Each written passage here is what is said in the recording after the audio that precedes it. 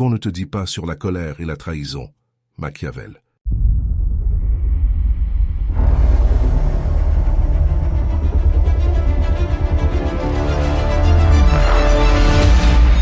Peu de personnes réalisent que la trahison est rarement un accident. Tu te sens brisé, humilié, oublié, comme si le sol s'était ouvert sous tes pieds. Tu repasses chaque détail dans ta tête, cherchant où tu as fauté. La colère monte, la tristesse t'épuise, l'orgueil veut réagir. Et sans t'en rendre compte, tu offres encore plus de pouvoir à ceux qui t'ont blessé. Le vrai problème n'est pas la trahison. C'est la manière dont ta psychologie la transforme en drame au lieu d'en faire une donnée stratégique.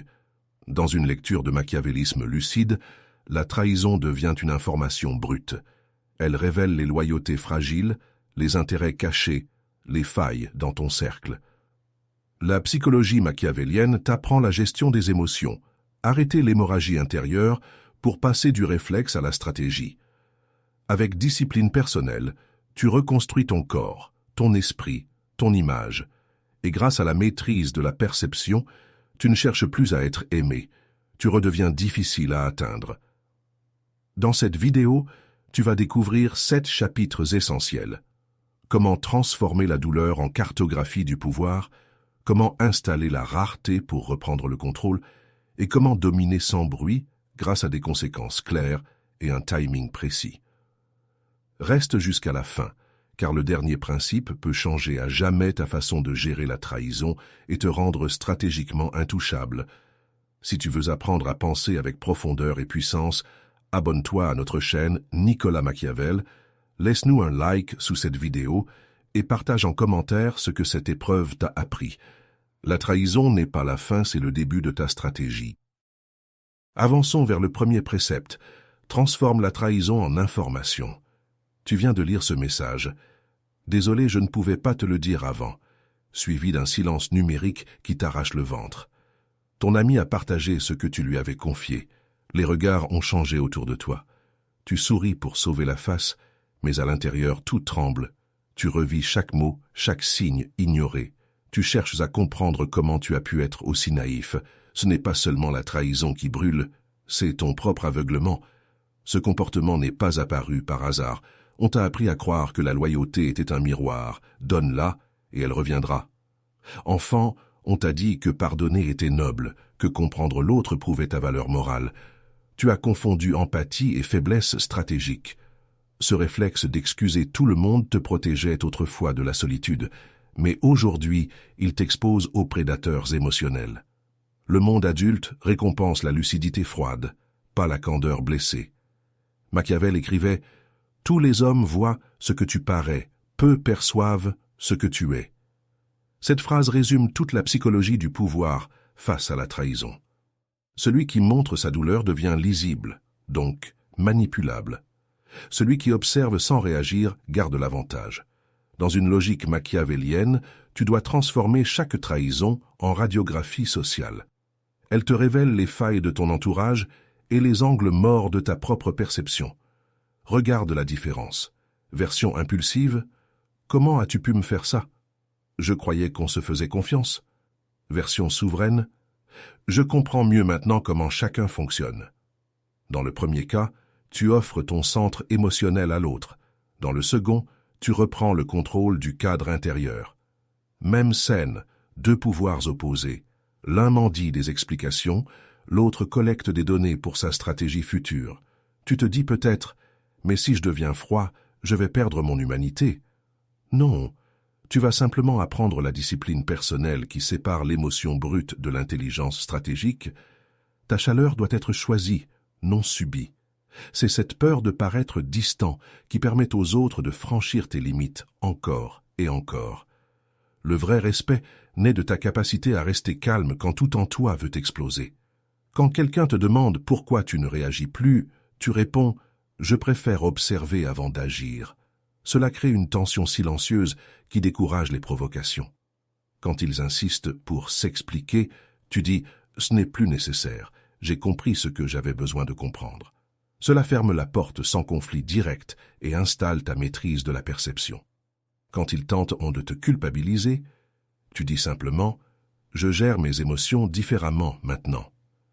Chaque phrase renforce ton statut intérieur. Calme, force invisible, pouvoir durable. Poste en commentaire. Mon silence est mon arme. Souviens-toi, transformer la trahison en information n'est que le début, car après avoir vu les failles des autres, il faudra apprendre à ne plus laisser les tiennes visibles au grand jour. Accueillons le deuxième précepte. Coupe l'émotion, pense stratégie. Tu viens de rester figé devant ce message. Je t'avais prévenu, fallait pas trop t'attacher. Tes mains tremblent, ton cœur cogne, et tout ton corps réclame une réaction. Tu veux répondre, hurler, prouver que tu n'as pas mérité ça. Mais au fond, tu sais que c'est exactement ce qu'ils attendent. Te voir perdre ton calme. Te voir te consumer pendant qu'eux regardent de loin. La douleur est réelle, mais c'est elle qui leur donne encore du pouvoir. Ce réflexe de vouloir répondre immédiatement ne vient pas de nulle part. On t'a appris que montrer tes émotions prouvait ta sincérité, qu'être authentique, c'était réagir à chaud. Mais ce conditionnement émotionnel est un piège. Il offre ton centre nerveux à ceux qui savent t'appuyer dessus. Tu n'es pas faible, tu es simplement resté programmé pour prouver ta valeur par la transparence. Aujourd'hui, dans une logique machiavélienne, cette transparence vaut trahison de soi-même. Machiavel le savait déjà. Il est plus sûr d'être craint que d'être aimé. Cette phrase ne parle pas de violence, mais de contrôle intérieur. Celui qui se laisse emporter par la colère devient lisible. Celui qui reste froid inspire le respect instinctif qu'on accorde à ceux qu'on ne peut pas déchiffrer. La psychologie du pouvoir commence là, quand la gestion des émotions devient une forme avancée de stratégie et non un simple réflexe humain. Regarde la différence. Version impulsive. Tu m'as trahi, je ne te pardonnerai jamais. Version souveraine. Je prends note de ce que tu viens de faire. Dans le premier cas, tu cries ton impuissance. Dans le second, tu actives la peur silencieuse d'un retour calculé. Même contexte, deux réalités. Celle qui subit et celle qui domine. Tu te dis peut-être, mais s'il me trouve froid? C'est exactement ce qui les désoriente, et c'est ce qui te protège. Ceux qui profitent de ton feu émotionnel veulent que tu brûles pour qu'ils se réchauffent dessus. La froideur n'est pas un défaut moral, c'est une discipline personnelle qui conserve ton énergie pour les actions utiles, plutôt que pour les réactions inutiles. Quand ils te disent « tu pourrais au moins t'expliquer », tu réponds « je préfère laisser retomber la poussière avant de parler ». Cela impose ton tempo psychologique. Quand ils te provoquent avec sarcasme, tu dis calmement « je note ta manière d'agir ». Cela les renvoie à leur propre image, sans éclat émotionnel.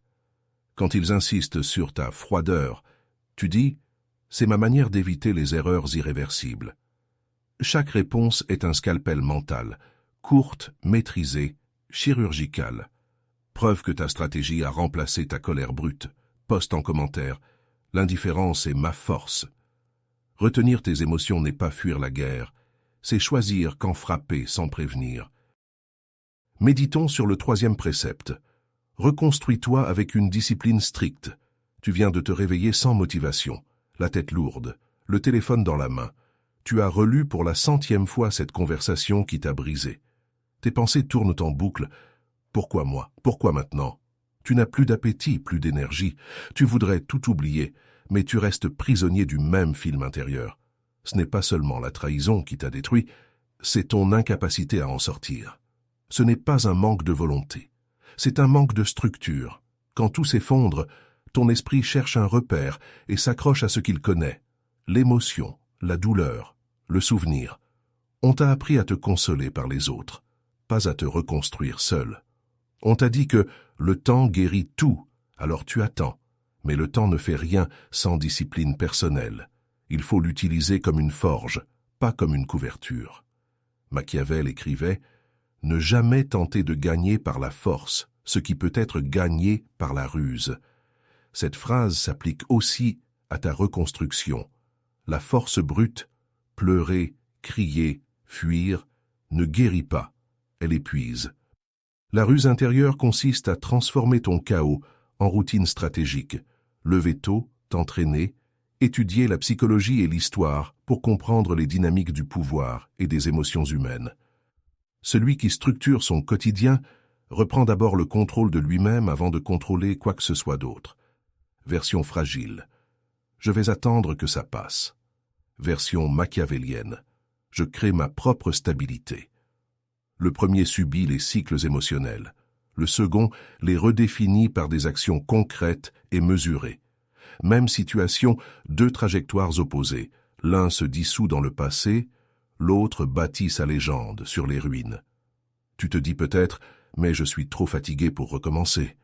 C'est précisément cette fatigue qui prouve que tu dois agir. Pas fort, mais méthodique. L'inaction est le poison lent de toute renaissance. Ceux qui attendent d'aller mieux avant d'agir restent enfermés dans leur douleur. Ceux qui imposent une cadence mentale créent leur guérison par mouvement calculé. Ce n'est pas ton énergie qui crée ta discipline, c'est ta discipline qui recrée ton énergie. Quand on te demande pourquoi tu refuses certaines sorties, tu réponds « Je protège ma reconstruction ». Cela ferme les portes inutiles sans justification émotionnelle. Quand quelqu'un se moque de ta rigueur, tu dis « C'est mon moyen de redevenir fort ». Cela transforme la critique en preuve de progrès.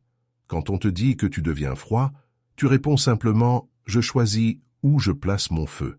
Ces répliques ne sont pas des excuses. Elles sont des cadres mentaux solides où ta psychologie se réorganise autour d'une stratégie claire. Reprendre autorité sur toi-même avant toute autre chose. Poste en commentaire. Je contrôle le cadre. Parce que, après avoir reconstruit ton socle intérieur, il sera temps d'apprendre à façonner ce que les autres perçoivent. Penchons-nous sur le 4e précepte. Contrôle l'image que tu projettes. Tu viens de croiser cette personne qui t'a trahi, et sans t'en rendre compte, ton visage s'est figé. Tes yeux ont voulu fuir les siens. Ton corps a trahi ce que ton esprit voulait cacher. La blessure encore ouverte. Tu as tenté un sourire poli, mais ton regard disait tout. Tu voulais paraître indifférent. Tu as semblé fragile. Cette tension entre ce que tu ressens et ce que tu montres est ton plus grand champ de bataille. Ce réflexe de vouloir paraître bien vient de loin. On t'a appris qu'il fallait montrer qu'on allait mieux pour ne pas déranger, qu'il fallait prouver sa force par la façade. Enfant, on te répétait « Sois gentil, sois présentable ». Tu as confondu maîtrise et masque. Et aujourd'hui, ta psychologie lutte entre sincérité et stratégie. Ce n'est pas de la manipulation, c'est une rééducation du pouvoir. Comprendre que maîtriser ta perception, c'est maîtriser ta survie sociale après la trahison. La leçon de Machiavel est claire. Celui qui veut être aimé de tous ne sera respecté de personne. L'homme qui cherche à plaire devient transparent. Celui qui choisit son image devient imprévisible.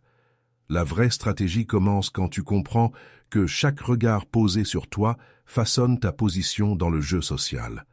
Ta discipline personnelle doit inclure non seulement la gestion des émotions, mais aussi la gestion de ce que les autres pensent lire en toi. Ce n'est pas du mensonge, c'est du pilotage d'apparence, l'art machiavélien par excellence. Regarde la différence. Version classique. Je veux juste qu'ils voient que je ne suis pas blessé. Version machiavélienne. Je choisis ce qu'ils doivent percevoir. Le premier se défend contre l'opinion des autres. Le second l'utilise comme levier stratégique. Même environnement. Deux postures opposées. L'un s'efface dans la foule pour être accepté. L'autre s'impose dans le silence pour être respecté. Tu te dis peut-être « Mais ce n'est pas moi. Je veux rester authentique. » C'est exactement ce qui te rend vulnérable. Tu confonds authenticité et absence de filtre. Être authentique ne veut pas dire tout exposer. Cela veut dire choisir consciemment ce que tu révèles et à qui. Les esprits faibles se noient dans leurs émotions visibles. Les esprits machiavéliens transforment chaque émotion en outil d'influence silencieuse. Quand quelqu'un te dit « Tu sembles distant ces temps-ci », tu réponds « J'observe simplement plus qu'avant ». Cela installe le mystère sans hostilité. Quand ils insistent avec curiosité, tu dis calmement « Je préfère qu'on devine plutôt qu'on suppose ». Cela retourne leur besoin d'interprétation contre eux-mêmes. Quand on te reproche ton calme, tu réponds « C'est ma manière d'éviter les erreurs visibles ». Chaque phrase renforce ta maîtrise de la perception. Tu passes du rôle d'objet observé à celui d'observateur souverain. Poste en commentaire. Personne ne me fait plus réagir. Parce qu'après avoir contrôlé ton image extérieure, il sera temps d'apprendre à jouer avec ta propre rareté. Tournons-nous vers le 5e précepte. Rends-toi rare pour reprendre le pouvoir. Tu viens d'envoyer ce message. Si tu veux, on peut en reparler demain. Silence. Pas de réponse. Tu actualises la conversation encore et encore, espérant un signe. Et quand enfin une réponse tombe, elle est brève, distante. Tu ressens ce creux dans la poitrine, ce mélange de honte et de manque. Tu réalises que plus tu tends la main, plus l'autre s'éloigne. Le déséquilibre est total. Tu offres ton accès à ceux qui ne le méritent pas. Ce réflexe de rester disponible ne vient pas de nulle part. Enfant, on t'a appris que donner sans compter prouvait ton affection, que l'amour se mesurait à ta présence constante. Tu as grandi en pensant que disparaître, c'était risquer d'être oublié. Alors tu t'es rendu accessible, toujours prêt à rassurer, à répondre vite, à combler les silences.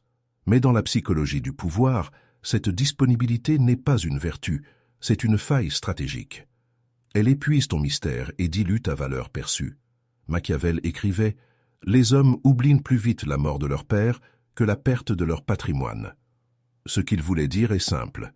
Les humains s'attachent davantage à ce qui leur manque qu'à ce qu'ils possèdent déjà. Celui qui se montre sans réserve devient banal. Celui qui se retire crée la rareté, donc le désir, donc le respect. Le machiavélisme appliqué à la trahison consiste précisément à inverser le rapport. Cesser d'être demandeur pour devenir ressource limitée. Regarde la différence. Version naïve, je voulais juste savoir si tout allait bien. Version machiavélienne. Je laisse chacun montrer sa vraie priorité. Dans le premier cas, tu poursuis l'attention comme un mendiant affectif. Dans le second, tu observes comme un stratège silencieux qui mesure la loyauté réelle des autres par leurs actes et non leurs mots. Dans la première posture, tu offres ton énergie pour exister dans leurs yeux. Dans la seconde, tu deviens celui qu'on cherche à comprendre sans jamais totalement y parvenir. Tu te dis peut-être « Mais si je me rends rare, je vais perdre les gens que j'aime. » C'est exactement cette peur qui t'enchaîne aux mauvaises relations. Ceux qui te respectent comprendront ton silence comme un signe de force intérieure. Ceux qui ne cherchaient qu'un accès gratuit disparaîtront d'eux-mêmes. La rareté n'éloigne pas les vrais alliés. Elle filtre les parasites émotionnels. C'est ta discipline personnelle qui crée cette sélection naturelle autour de toi. Quand on te reproche ton absence, tu réponds calmement « Je prends du recul pour mieux voir les choses ». Cela installe une distance intelligente sans justification émotionnelle. Quand quelqu'un exige ton attention immédiate, tu dis simplement « Je gère mes priorités selon mon énergie du moment ». Cette phrase montre que ta gestion des émotions passe avant leurs urgences artificielles. Quand ils tentent de te faire culpabiliser, tu conclus par « Ceux qui me connaissent savent où me trouver quand c'est important ». Chaque réponse déplace subtilement le centre du pouvoir vers toi. Calme, précis, inébranlable dans ta maîtrise de la perception sociale. Poste en commentaire « Je suis devenu intouchable ». Car après avoir appris à doser ton absence comme une arme silencieuse, il sera temps d'appliquer cette même précision aux frontières que nul n'osera franchir. Examinons le 6e précepte. Pose des limites avec conséquences claires.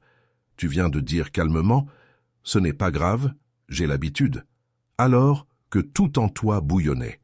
Encore une fois, quelqu'un a dépassé une limite que tu pensais évidente, une promesse non tenue, une parole méprisante, un mensonge à peine voilé. Tu t'es contenu espérant que le respect reviendrait de lui-même, mais il ne revient jamais, et au fond, tu ressens cette brûlure familière, celle d'avoir laissé passer trop de choses sans jamais rien faire. Ce réflexe de tolérer vient de loin. Tu as appris qu'imposer des conséquences faisait de toi quelqu'un de dur, que pardonner prouvait ta grandeur d'âme. Enfant, on t'a félicité pour ton calme quand on t'écrasait, pas pour ton courage quand tu disais non. Alors tu as cru qu'endurer te rendait fort. En réalité, ça t'a seulement rendu prévisible pour les manipulateurs. La discipline personnelle ne consiste pas à tout supporter. Elle consiste à savoir quand fermer la porte et ne plus la rouvrir. Machiavel écrivait « Le premier moyen d'évaluer l'intelligence d'un dirigeant est de regarder les hommes dont il s'entoure ». Cette phrase n'est pas qu'un conseil politique, C'est un miroir psychologique. Celui qui tolère la trahison crée son propre environnement toxique. Celui qui applique ses frontières forge un cercle solide où chaque relation comprend le prix du respect. Dans la psychologie machiavélienne, les limites ne sont pas des murs de peur, mais des lignes de pouvoir qui structurent ton territoire intérieur. Regarde la différence. Version faible.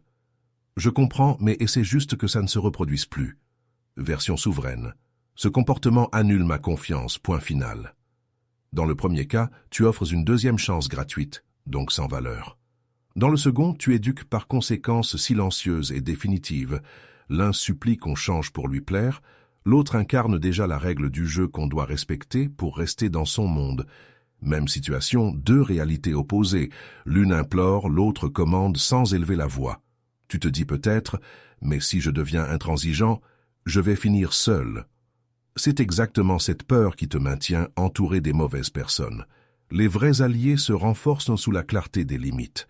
Seuls les opportunistes fuient devant elles. La solitude temporaire vaut mieux que la compagnie permanente du mépris déguisé en affection. Ce n'est pas être dur, c'est être lucide sur ce que vaut ton énergie émotionnelle et où elle doit être investie stratégiquement. Quand quelqu'un dépasse ta limite, tu réponds « Je n'en discute pas deux fois ». Cela ferme instantanément tout espace de négociation émotionnelle. Quand on te dit que tu exagères, tu dis calmement « Je définis juste ma norme personnelle ». Cette phrase transforme l'attaque en déclaration d'identité souveraine.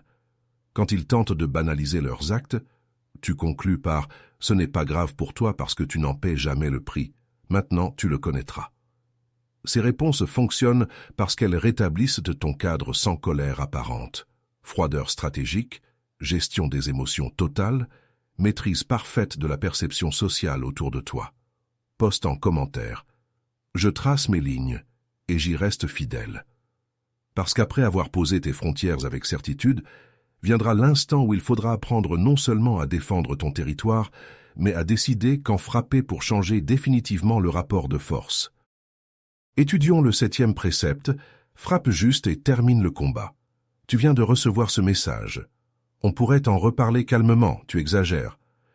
Tu lis ces mots plusieurs fois, les mâchoires serrées. C'est toujours la même mécanique. Ils t'ont trahi, puis ils veulent co-négocier les conséquences. Ton esprit s'enflamme. Ton cœur voudrait répondre, prouver, expliquer. Mais une part de toi sait que c'est inutile. Ce n'est pas un malentendu, c'est un rapport de force qui cherche à se rouvrir. Et si tu veux te reconstruire vraiment, il va falloir apprendre à frapper une fois, au bon endroit, puis refermer le dossier sans trembler. Ce comportement d'hésiter à conclure un conflit ne vient pas de nulle part. On t'a appris que pardonner était noble, que laisser une porte ouverte montrait ta maturité. Enfant, on t'a répété que la paix valait toujours mieux que la victoire. Alors tu es devenu celui qui recolle les morceaux pendant que les autres brisent sans scrupule. Mais dans la psychologie du pouvoir, cette gentillesse constante est une faiblesse stratégique. Elle laisse croire que ta tolérance est infinie et ta mémoire courte. Voici ce que Machiavel avait percé à jour. Les injures doivent être faites toutes ensemble, afin qu'on y revienne moins souvent. Les bienfaits doivent être faits peu à peu. Il parlait d'efficacité politique, mais la règle vaut aussi dans la guerre émotionnelle. Celui qui frappe avec précision et clôt immédiatement le chapitre inspire la certitude. Celui qui prolonge le conflit par hésitation devient prévisible et manipulable. Dans l'art du machiavélisme appliqué à la trahison, l'élégance se mesure à ta capacité à infliger la conséquence juste, puis à disparaître dans ton propre silence stratégique. Regarde la différence. Version impulsive, je veux qu'on se comprenne avant de tourner la page. Version souveraine, ce chapitre est clos pour moi. Le premier cherche encore validation et apaisement auprès de ceux qui ont profité de lui. Le second impose sa clôture comme un verdict calme et irrévocable. Dans le premier cas, tu espères qu'il change pour soulager ta douleur. Dans le second, tu changes ton comportement pour ne plus jamais revivre cette douleur. Même scène. L'un cherche justice émotionnelle, l'autre applique une stratégie finale. Tu te dis peut-être, mais si je suis trop radical, je vais passer pour cruel. C'est précisément cette peur qui te condamne à revivre les mêmes trahisons en boucle. La cruauté n'est pas dans l'acte clair, elle réside dans l'ambiguïté entretenue qui détruit lentement les deux côtés. Mettre fin proprement n'est pas brutalité, mais discipline personnelle. C'est la gestion des émotions portée au sommet du contrôle humain, décider quand agir et quand se retirer sans laisser d'ouverture au jeu psychologique des autres. Quand ils tentent de rouvrir un sujet clos, tu réponds « ce n'est plus en discussion ». Cela installe un mur froid impossible à escalader sans dignité perdue. Quand on te dit « tu pourrais au moins écouter ma version », tu dis « j'ai déjà entendu tout ce qu'il fallait entendre ». Cette phrase coupe l'alimentation émotionnelle du manipulateur en quête de nouvelles scènes dramatiques. Quand ils essaient de minimiser, tu conclus simplement « les actes parlent plus fort que les mots. J'agis en conséquence ». Chaque réplique gèle le jeu psychologique et démontre ta maîtrise totale de la perception. Calme glacial, autorité incontestable, fin du théâtre social. Poste en commentaire « je ne rejoue jamais 2 fois la même bataille ». Parce qu'après avoir compris comment frapper juste et terminer le combat, tu découvriras que le vrai pouvoir ne se prouve plus. Il s'impose par silence et par certitude absolue dans tes choix. La leçon que tu viens de recevoir vaut plus que des années d'expérience. La trahison n'est pas une blessure, c'est une information. Elle révèle les failles du monde et la tienne. Dans la psychologie machiavélienne, la douleur n'est qu'un signal brut à décoder. Le vrai pouvoir naît quand tu cesses de réagir pour commencer à analyser. Tu ne cherches plus à être compris, tu construis ta stratégie. Avant cette vidéo, tu étais celui qui se débattait dans la honte et la colère, prisonnier de ses émotions et de son besoin d'explication. À partir de maintenant, tu deviens celui qui transforme la trahison en carte stratégique, lucide, froid, imprévisible. Tu as appris à transformer l'humiliation en observation, à couper l'émotion pour penser stratégie, à te reconstruire par discipline personnelle, à projeter une image contrôlée, à créer la rareté pour reprendre le pouvoir, à poser des limites nettes et enfin à frapper juste sans jamais rejouer le combat. 7 révélations, 7 clés vers un esprit souverain que plus rien ne peut atteindre. Ceux qui t'ont trahi vont sentir le changement. Pas dans tes mots, parce que tu ne leur offres plus ton cœur en spectacle, dans ton regard calme, dans ton silence pesant. Et cette maîtrise de la perception les forcera à revoir leur manière de t'approcher. Ils ne verront plus une victime blessée, mais une présence qu'on ne provoque plus sans conséquences certaines. Machiavel le savait, le silence d'un homme fort vaut 1000 menaces d'un faible. C'est la différence entre celui qui subit et celui qui dicte les règles du jeu sans élever la voix. Abonne-toi. Chaque vidéo ajoute une arme de plus dans ton arsenal. La chaîne Nicolas Machiavel t'attend pour la suite de ta transformation. Apprendre à utiliser le machiavélisme comme science du contrôle intérieur et non comme masque social. La vraie puissance ne fait pas de bruit, elle fait des résultats.